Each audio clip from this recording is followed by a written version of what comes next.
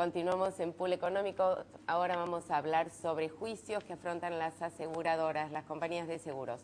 Según información de la Superintendencia de Seguros de la Nación, a marzo 2013, el stock de juicios y mediaciones que afrontaba la industria de seguros ascendió a 343.704 expedientes. En seguros patrimoniales y riesgos del trabajo, sobre un total de 123 aseguradoras con stock judicial, 43 compañías lograron una disminución del stock. Son La Caja Meridional, Zurich, Provincia, Sancor, La Segunda, TPC, Orbis, SMG Seguros y Mapfre. Fueron los 10 que más juicios bajaron. No quiere decir que sean las únicas, pero las que bajaron en porcentaje más importante. Y hemos convocado a los abogados del seguro, a los letrados que se encargan de manejar el stock judicial, a dos representantes. Estamos con Juan de Iriondo. Un gusto, Juan, que estés nuevamente en el programa, titular de Iriondo y Asociados, abogado especialista en riesgos patrimoniales, y su estudio tiene una red de 16 abogados, ¿verdad? Sí, internos somos 25 más las corresponsalías. Más o menos 50 personas. Y Gustavo Costa, socio de Gustavo Costa y Asociado, abogado especialista en Derecho de Seguros, Laboral y Contratos. Correcto. Integran el estudio 11 abogados. 11 abogados. 11 abogados. Bueno, escucharon lo que planteaba recién de un número importante de compañías que habían reducido su stock. Por otro lado, hay muchos colegas de ustedes, incluso en la investigación que hizo la revista Estrategas que publicamos en el último número, que denuncian falencias importantes de las aseguradoras en la tramitación de los reclamos y que esto tiene un impacto en el stock judicial. Es decir, obviamente, al ser más atendido, entran por mediación y termina en un juicio. ¿Cómo analizan ustedes el tema? Porque las 42 compañías que han bajado el stock, básicamente lo han hecho porque tienen un buen criterio de negociación, evitando el juicio desde todo punto de vista. Inclusive hay veces pagando un par de puntos más de lo que por criterio de los funcionarios correspondería, aceptan pagar un poco más como para llegar a un acuerdo satisfactorio. Pero recién me dijiste, esto no es el común, digamos, esto es un escenario de algunas aseguradoras que casualmente son las de mejor ranking. Si nos vamos a otro tipo de aseguradoras, no tienen ninguna voluntad de pago. Ni siquiera van a las mediaciones. Ahora con el nuevo régimen van a tener que ir, pero van a firmar y se van a ir, y lo único que hacen es generar el aumento de su cartera de juicios y el perjuicio para el mercado asegurador, porque desprestigia de manera grosera el sistema. Gustavo, el tema de los peritos es el eterno problema, ¿no? Creo que en este punto, digamos, cómo la persona el perito de la compañía, determinar el porcentaje de incapacidad, ¿no? Es decir, tenemos dos tipos de peritos. El perito de la compañía, o tres tipos. El perito de la parte actora y el perito oficial. Sí. Hablando de las compañías, hay algunas compañías que le piden a los peritos que tienden a bajar los porcentajes de incapacidad. Eso que genera que la parte actora no se ponga de acuerdo y entonces genera una mediación y después un juicio.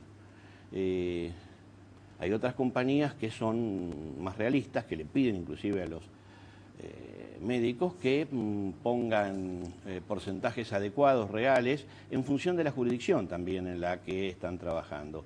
Eso le va a generar hacer una oferta por sede administrativa mucho más ventajosa para un cierre. Claro. El punto de incapacidad, digamos, hay millones de variables que digamos, hablar de ponerle un valor, incluso hasta no es bueno, pero rondaría desde 2.000 pesos en extrajudicial hasta puede llegar a 10.000 pesos en juicio, ¿no? Sí. Digamos, el rango es amplísimo. Amplísimo. ¿Y de qué depende?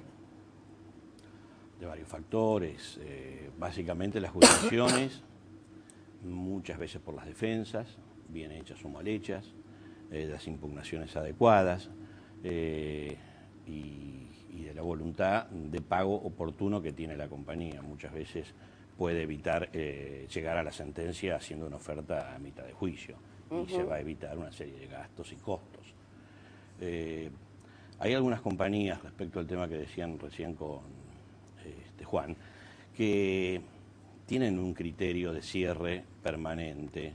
Y yo trabajo con una, por ejemplo, que no voy a dar el nombre, pero está radicada en Sunchales, que permanentemente nos obligan a cerrar. Es una instrucción continua y permanente de cerrar dentro de valores normales, ¿no es cierto?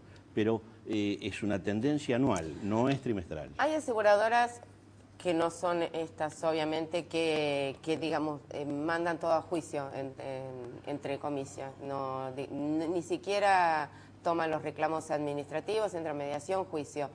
Estas aseguradoras definitivamente son una excepción o hay un número importante, porque algunas son conocidas. Yo tampoco trabajo con ninguna de esas compañías, que son contadas con la mano, pero tiene la costumbre de, como decía Juan, de no presentarse, de no contestar, de no hacer nada. Pero yo tengo muchos reclamos de ellos porque hago recuperos para RTs, por ejemplo, y no se presentan y no hacen ninguna oferta y después pretenden cerrar a mitad de juicio por valores históricos.